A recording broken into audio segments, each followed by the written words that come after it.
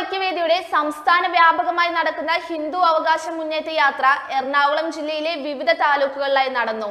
ഫെബ്രുവരി 10 മുതൽ തുടങ്ങിയ ഹിന്ദു അവകാശ മുന്നേറ്റ യാത്ര നാളെ അവസാനിക്കുകയാണ്. കേരള നവോത്ഥാനം ഹിന്ദു ഐക്യത്തിലൂടെ എന്ന മുദ്രാവാക്യവുമായാണ് ഈ മുന്നേറ്റ യാത്ര ആരംഭിച്ചത്. ഒരുമിച്ച് മുന്നേറാനുള്ള ആഹ്വാനമാണ് ഈ യാത്ര. സർക്കാരിന്റെ ഹിന്ദുവിരുദ്ധ നിലപാടുകളും അവകാശ ആനുകൂല്യ നിഷേധങ്ങളും പൊതുസമൂഹത്തിന്റെ മുന്നിൽ തുറന്നു കാട്ടി ജനകീയ ബോധവൽക്കരണം നടത്തുക തുടങ്ങിയ ഉദ്ദേശത്തോടെയാണ് താലൂക്ക് കമ്മിറ്റികളുടെ നേതൃത്വത്തിൽ ഈ യാത്ര സംഘടിപ്പിച്ചിട്ടുള്ളത്.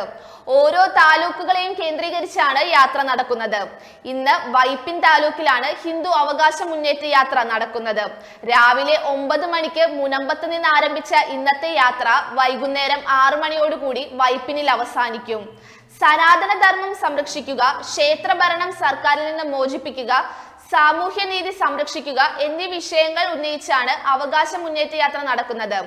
6.5 പതിറ്റാണ്ട് മാറി മാറി ഭരിച്ചിട്ടും സാമൂഹ്യനീതി കടലാസിലും പ്രസംഗപീഠത്തിലും മാത്രമായി. മരിച്ചാൽ അടക്കാൻ ഒരു തുണ്ട് ഭൂമിയില്ലാതെ കൂര പൊളിച്ച് ചിതകൂട്ടേണ്ടി വന്ന എത്രയോ സംഭവങ്ങൾ. എല്ലാ പഞ്ചായത്തിലും പൊതുശ്മശാനം എന്ന സ്വാഭാവിക അവകാശം പോലും രാഷ്ട്രീയ ഭരണാധികാരികൾ നിഷേധിച്ചു.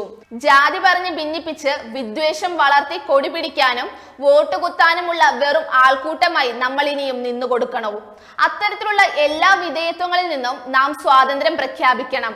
അഭിമാനത്തോടെ ജീവിക്കാൻ നമുക്ക് അവകാശമുണ്ടെന്ന് പ്രഖ്യാപിക്കാൻ കൂടിയാണ് ഈ യാത്രയെന്നും ഹിന്ദു ഐക്യവേദി നേതൃത്വങ്ങൾ കൂട്ടിച്ചേർത്തു.